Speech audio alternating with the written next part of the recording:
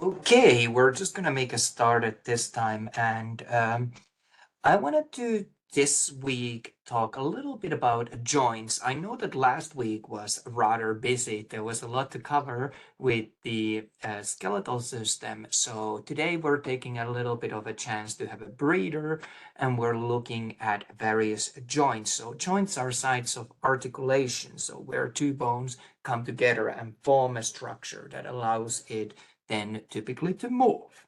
So here's the plan for today. I always do want to check in a little bit now that you've done your first exam and first practical. I provide chances for those check-ins in these live online sessions, but also through many other ways. I'll see if we have discussions on the forums or if there's going to be other chances, but never hesitate to let me know how things are going. I also want to quickly review the work for this week. We have our typical quiz, we have our typical practice anatomy, but we also do have a food for thought activity. So I want to briefly talk about that. My plan for today was to spend majority of the time again reviewing the content that we have for this chapter, and if time allows we'll have a look of the homework a little bit as well, but I always leave it kind of depending on how we get through the material. So, like I said, it's important for me to hear how this course is working out for you, how things are going. So, if you have strong feelings, if you want to share how the exam and practical went, how are you doing? That's always highly appreciated from me. I do think that I was fairly transparent about what my expectations for exam and practical are. And I have been following very carefully the progress of each and every student, and it looks to me like you're doing very good progress through the material. Um, in terms of this week's assignment, so we have our typical chapter quiz and chapter practice anatomy. Those are due at the end of the week. As usual, I believe it's going to be 13th. In terms of the day, but I also wanted to talk about the food for thought assignment, and I think we've already completed one or two of these, but these are those mini essays, and this week's food for thought assignment addresses the concept of being double jointed. So we'll explore what it is to be double jointed. Is that medically a reasonable thing to say? Or is there a better way how we can frame that? And we'll also have a look of some of the consequences of that. You'll be completing the food for thought assignment on Canvas. So you'll just post your little response to that activity area. Whereas the other quiz and practice anatomy, you'll complete those on our publisher's website. As I shared some earlier times when we've had a chance to do those food for thought assignments, I really do encourage you to look at those grading rubrics. They're very helpful of giving you kind of an idea of what I'm expecting to see in your answer. And remember, these are your own creation, your own work. So I'm not looking to get the answers from online. I'm looking what you figured out, what you learned in these written assignments. So let's move on to talk about the chapter material for this week. So we're going to talk about joints, so sites of articulation. These are typically sites where two or more bones come together. We'll consider a little bit of what their functions are. I think that the movement is a big one, but we also do have immovable joints, so holding the structures, holding the skeleton together, whether it's a moving joint or it is an immovable joint. That is definitely important for us. As we're looking at how to classify these joints, they really can be classified based on two approaches. We can look at the structural classification of the joints, and we can also look at the functional classification. So we're going to start with the structural one and go through those. We'll spend a little bit more time on the synovial joints. I want to discuss them a little bit more deep. But let's start with the fibrous joints. So fibrous joints are joints that typically do not move. So they're made of fibrous connective tissue. And what we end up seeing is that they really connect bones that are in a very close contact with each other. And some of the examples of fibrous joints that I've listed there would be, for example, our sutures of the skull. So these are really rigid and interlocking joints that we're seeing there. Syndesmosis refers to these bands of tissue connecting two bones. I think the tibia and fibula were particularly good ones. We saw also the interosseous membranes. So some examples of that. And then we have our gomphoses, which are really like peg in a socket kind of joints. I think a teeth is a particularly good example of that. The root of the tooth, those portions going to the jawbone and anchoring to that would be a good example of where we see those gomphoses. So those were our fibrous joints. Let's have a look of cartilaginous joints a little bit. And this is where two bones come together and there's no joint cavity present. And these form this kind of an immovable or very, very, very little moving structure. Some of the examples that I can think of, for example, would be our growth plates, our pubic symphysis, and costal cartilages as well of these cartilaginous joints. And finally, I wanted to talk a little bit when it comes to the structural joint classification of the joints. I wanted to talk a little bit about my favorite one, and I guess that most important one as well, which is going to be our synovial joint. So these are free-moving joints, most complex of the ones that we're looking at. And what I was planning to do was for us to sketch out together a little bit. Let's go back there, what a synovial joint might look like. So let's identify some of the most important structures. And first thing that I wanted to do, I wanted to draw two bone ends coming together here. So we have one bone, one end of a bone, that's here. And let's draw the second bone end that comes together with it.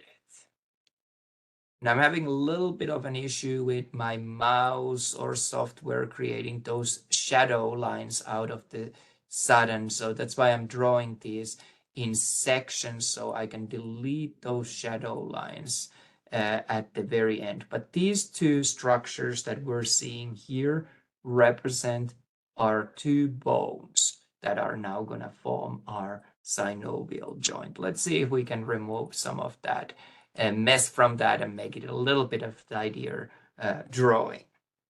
Let's have a look of structures that we can add to this diagram to make a little bit more sense of the structures that we might see in synovial joint. Well, the first structure that I want to add is this cartilage that can be found at the end of a bone. So this is going to be our articular cartilages. The purposes of the articular cartilages are typically to make sure that we are not having a bone end rubbing against another bone end. So it provides this kind of a surface for these ends to slide against each other so that we're not having as much issues with the bone against bone. When you have bone rubbing against the bone, that's usually painful. That's usually not good for the durability of the bone either. So that's why we want to be mindful of that. Let's see if we can tidy these diagrams a little bit again from these ghost lines. I think that looks at least a little better, I hope. So those were our articular cartilages.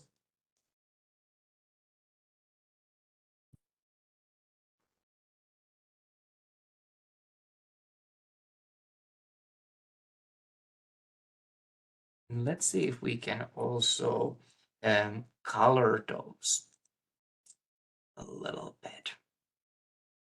So these articular cartilages are made of hyaline cartilage. So we had a look of those different kinds of cartilages earlier on this course, and we saw that especially those hyaline cartilages were very common in joints. So now we're starting to make a little bit more sense out of that. We're seeing a lot of these hyaline cartilage structures as articular cartilages at the end of the bones where they come together. And they cover, like I said, the ends of the bones. So that's the first structure that I wanted to talk about. The second structure that I want to talk about that's very characteristic, or a requirement really almost, for synovial joint is having a joint capsule. So this capsule that kind of encloses the joint forms the boundaries for the structures that are going to be either inside or outside the joint capsule. So let's add that to our diagram as well. A lot of interference there, but I think we can still make it work rather nicely. So again, let's tidy up our diagram a little bit.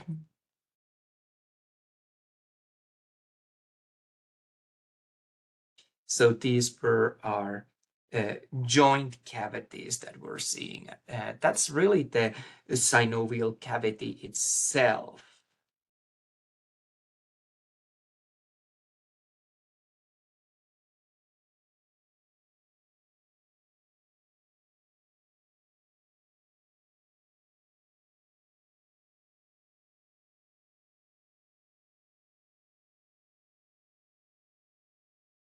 Again, let's tidy up our labels, hoping that that's going to cause us a little bit of a nicer view of what I've written. I realize that writing on a computer is not always the best outcome, but I think that that illustrates rather nicely our joint cavity on this diagram. So you're seeing that boundary for the synovial joint that we're forming here. So hopefully that makes sense and kind of draws the boundaries that we're going to be using to look at other structures in just a second. And again, let's clear off the kind of noise from that picture. The second thing that I wanted to add, or third thing, I guess, at this point to this diagram is actually, now that we've seen the joint cavity, also the joint capsule around it. So let's do that. So that forms the boundary, and we'll add it on both sides. And we'll be ending up seeing that there's quite a few structures that we can see within this joint capsule as well.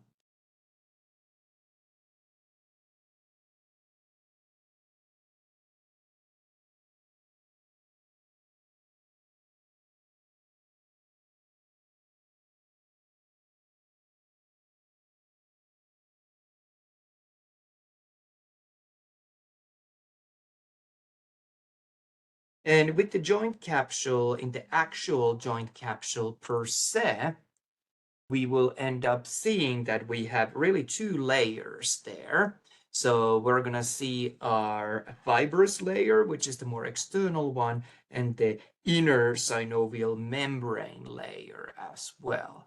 So let's just make sure that we get this added to our diagram.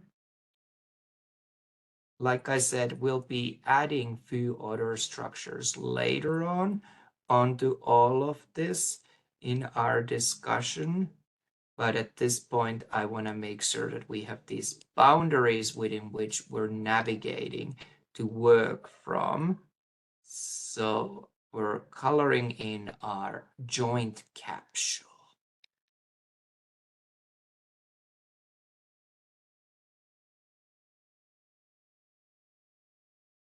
Oh my goodness, we're getting a lot of interference there. But I think we can still make it work just fine.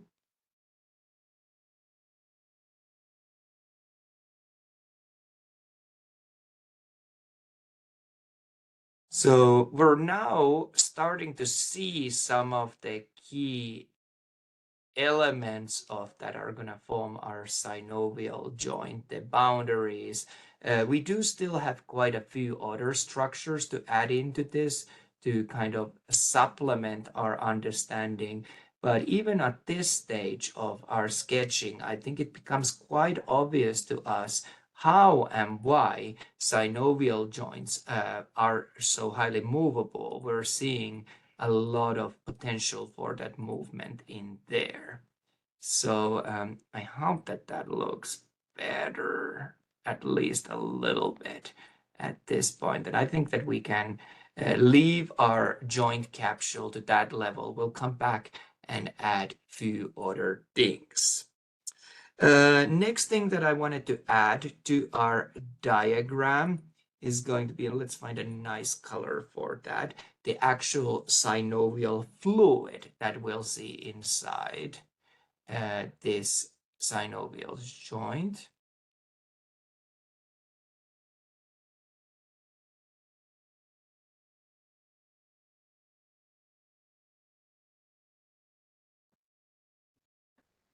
And this synovial fluid is this, like I said, the actual fluid inside this synovial joint. And it serves few different purposes for us. First of all, it lubricates these structures that are sliding past each other. So it ensures that we have that easy movement of these against each other. One way how we kind of explore this a little bit in a classroom sometimes is by taking, for example, Ziploc bags and putting a little bit of fluid between those layers that form the Ziploc bags, and we end up seeing those layers slide past each other much more easily as a result. So it's really creating that that movability, ease of movement for these structures.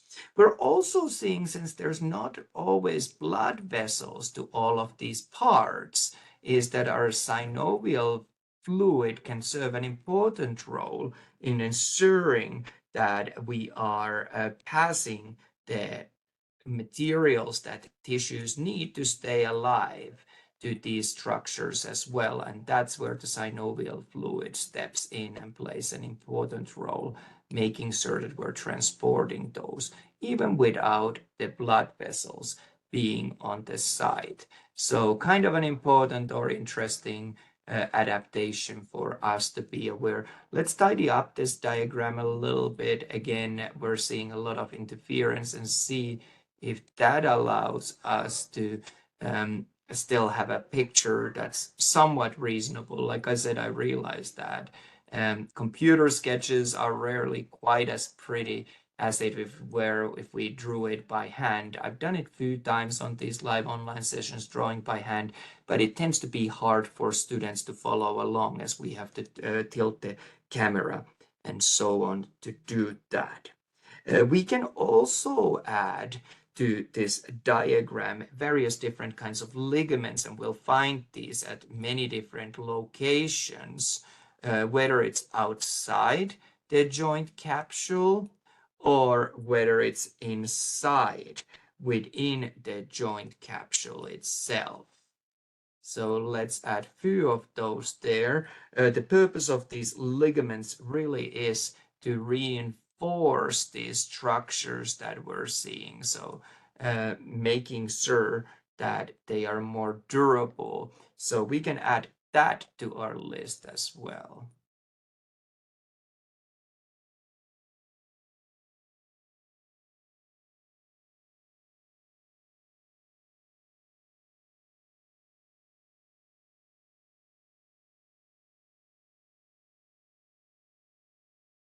And again, we'll do a little bit of tidying up of our diagram. So there's our ligaments. There would be many and at many different locations. I'm just adding few here to kind of help us to grasp those. We would also see many different kinds of nerves and blood vessels running at these sites. I'm not gonna draw them any further. I'll just sketch a couple of here.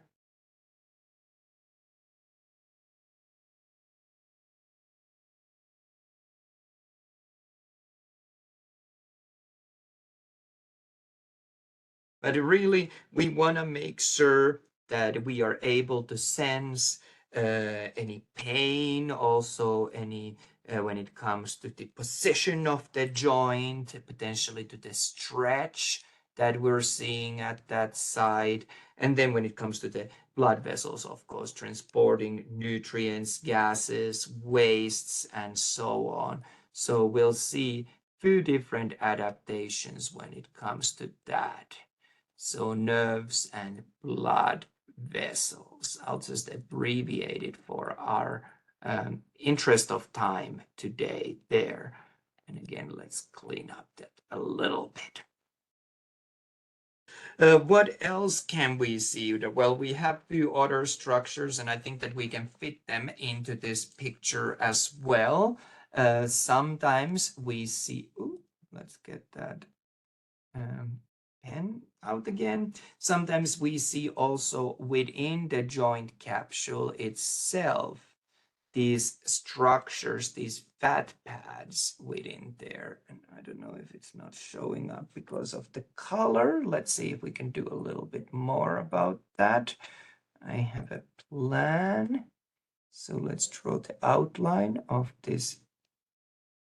Get it without interference. Of these fat pads that we might see also within our synovial joint.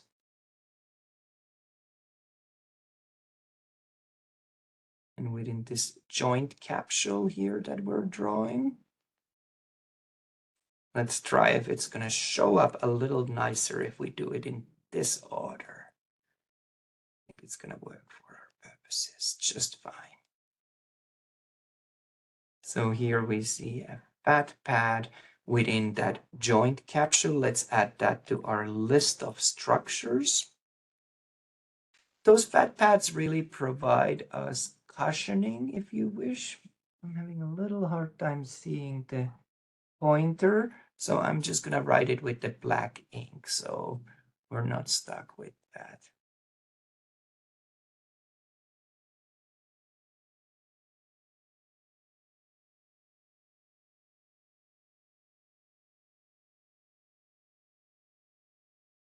So like I just mentioned, these fat pads offer us cushioning also within this synovial joint. I think we can do just to make it a little more striking what structure we're doing. We're seeing the both colors there.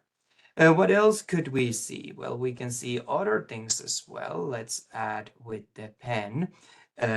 Here are articular discs between these two bones. So sometimes we see this, and this would be just a cross-sectional view, so it's not a super prominent, sometimes called our meniscus between these. So helping us to kind of ensure that, again, these two structures are not rubbing against each other, rather having that cartilage structure there. Oh my goodness, I didn't mean to wipe that off, but that went off. So let's fix up our diagram a little bit as a result of that. We can still make it work, no worries. Let's fix first our articular cartilage here. And then let's fix our synovial fluid there.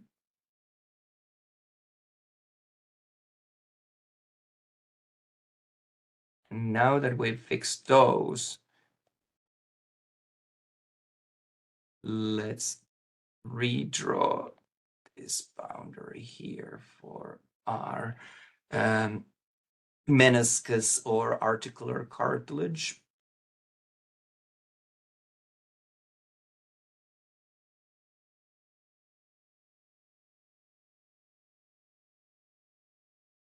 that we can see, or articular disc that we can see here.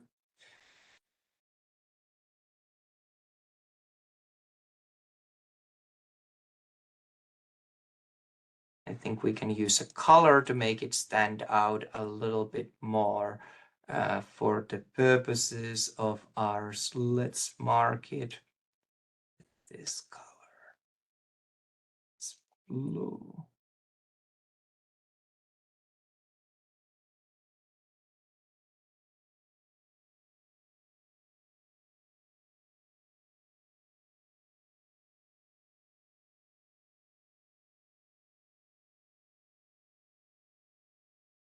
So those are our articular discs that we're seeing there.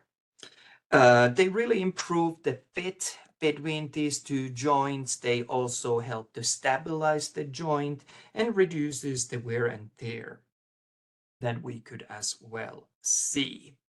I do want to add one more structure to our joint capsule. So let's see if we can add it without too much of interference to these drawings.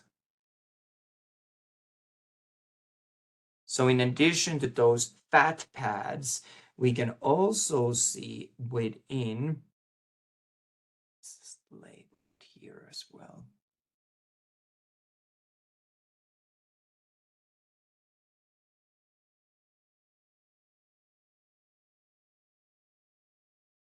Let's add as well within this joint capsule our bursae there. What we're seeing here is really a bag of synovial fluid that's present within this capsule wall. And this is going to be helping us to reduce friction as we're having the movement. So they do serve a purpose within the joint capsule wall as well.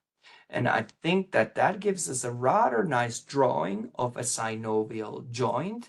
I have also left from last semester when I drew that by hand a diagram or a sketch of a synovial joint into your Canvas course. So it's there as materials for you to pull up if you find it useful to check it out. So it's going to be available for you there as well if you prefer that over this drawing, which I really wouldn't blame you for. I know that computer drawings never turn out quite as beautifully, but I think that this is a rather good effort for us for what we're trying to accomplish. Just for the sake of clarity, I'll just color these bone ends so we know that they're solid structures.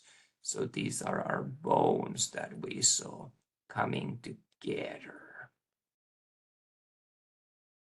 I think that that's a rather nice diagram for our uses. I hope you found it useful. Like I said, I have more aesthetically pleasing final outcomes, but that allowed us to elsewhere available for you. But this allowed us to really look at some of the key structures that we want to see.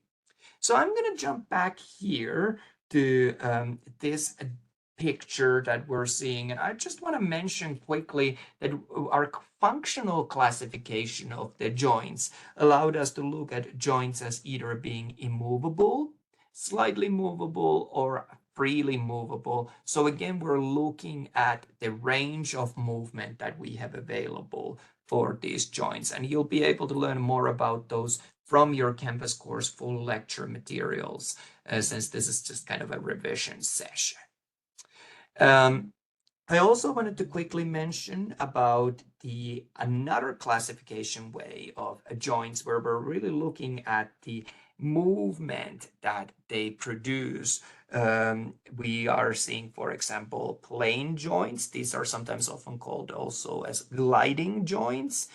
So here we have just structures sliding past each other, gliding past each other. Hinge joints are like door hinges. We see pivot joints where the ends hold still and rotate. We could have our condylar joints, which are kind of oval socket, but not quite the ball and socket in in terms of the fit. Saddle joints, this is where it sits and fits well, but it's not unlimited range of movement that we're able to produce. And finally, our ball and socket joints that have a really great fit and huge range of movement that we're able to produce in these joints.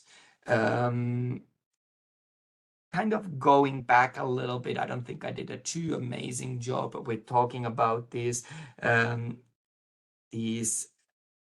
functional classification of how much the joints move. So let's revisit that quickly. When I mentioned the immovable joints, I'm really thinking of joints like, for example, the joints of our skull bones coming together. Slightly movable joints, some of the examples would be, for example, our ribs. We need a certain range of movement for the breathing. And then the freely movable ones, I think shoulder, hip would be good examples of that large range of movement that we're able to produce. So, like I said, we have covered the most important elements. I think this week is a little lighter after a busy week that we had last week, and I hope that you find it as a chance to catch some breath.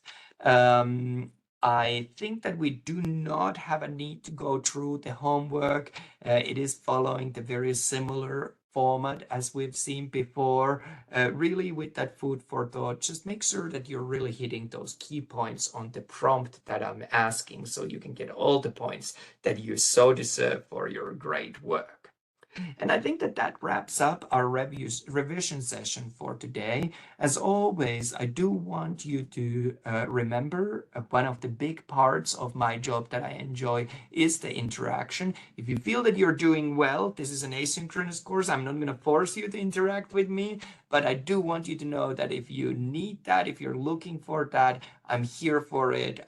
You just need to let me know. We'll find a time and day when we can chat a little more and have that more immediate interaction. Canvas is always a great way to get hold of me, and I look forward to great discussions on the discussion forums as well.